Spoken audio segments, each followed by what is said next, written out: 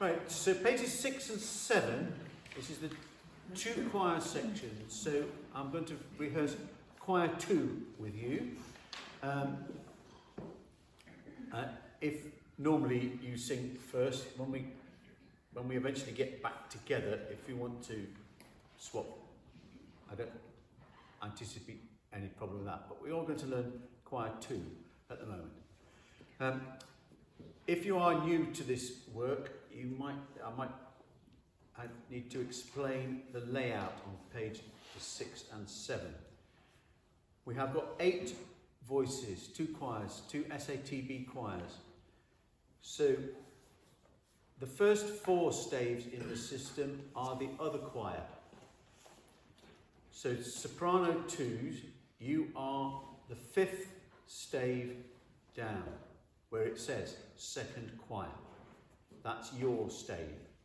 Then the next stave down is the altos, and then the tenors, and then the basses. So it's the bottom 4 staves of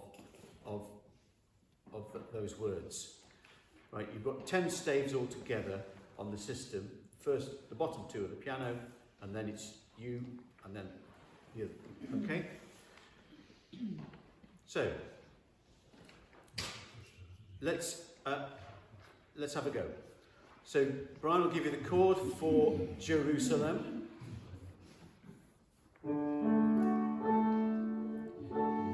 Right. So the text of this piece is in English, and so the word here is Jerusalem. So it's not Latin, so you're going Jerusalem. So let's have a go. So,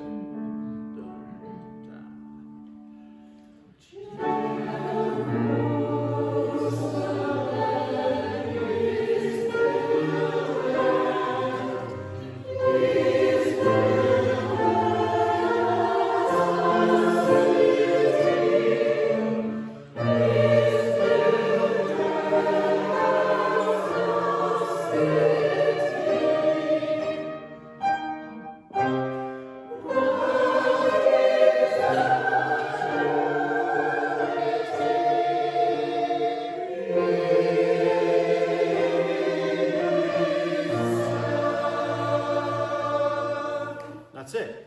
I didn't spot anybody breathing at the end of bar 44, which is nice. That is that unity in itself is the phrase, so don't breathe after unity. Now, the most well, all the parts are equally important, really, but the part we want to hear all through this bit is the second bass part. Right? Because second bass is, you're really the third choir, right? Because you're doing something different to everyone else, and so I want everybody to sing the second bass part. Obviously at your own pitch, not at their pitch necessarily. Okay, I want you to follow the second bass part, and I want you to sing it along with them. 2, 3.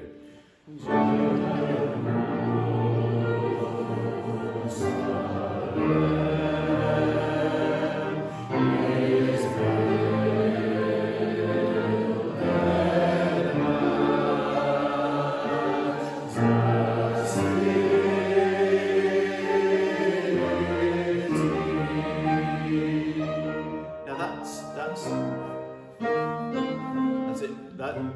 it. You then become embroiled in everybody else's bit from there. But that is the sort of foundation of the whole thing. You're going along in this very legato way, and that is the foundation of the whole thing. And everybody else goes along top of that. So the second bassist will now sing that themselves on their own, while everyone else sings their own parts with them. Right. So you need to be aware of that. second bass is and say, well, I want to make sure people can hear what we are doing. Right, okay, 2.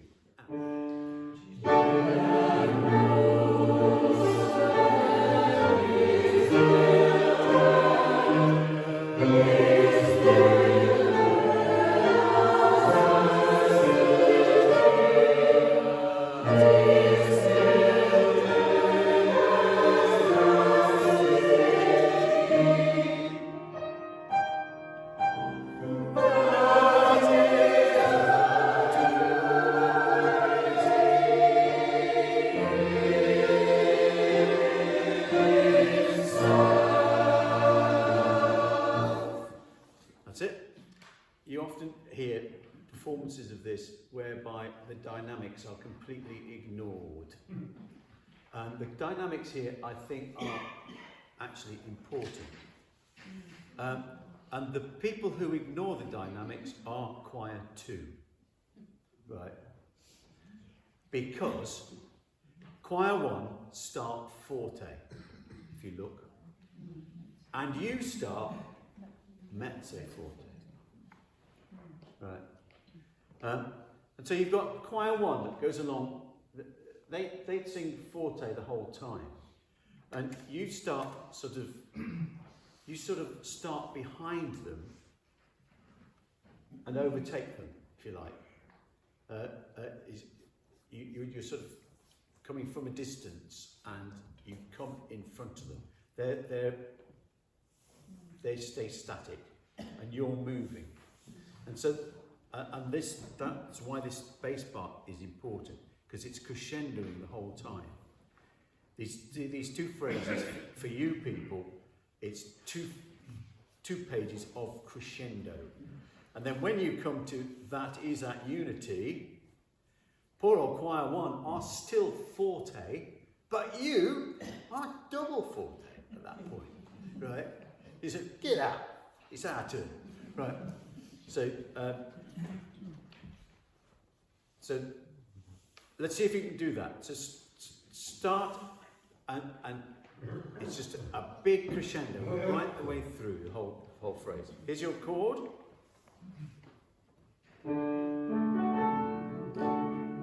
So don't start it too quietly, too loudly, or too quietly. In fact, start it at the right volume.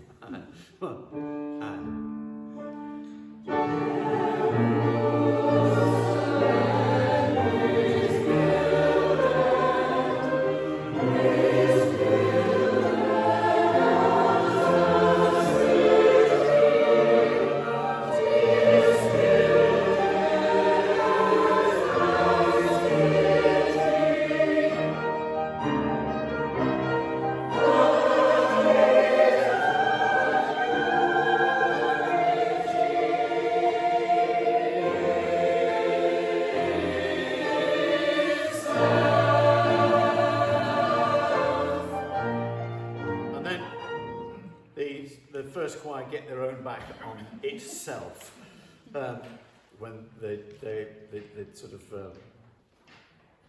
of piggyback over the top of you, really. So, from our feet shall stand in thy gates.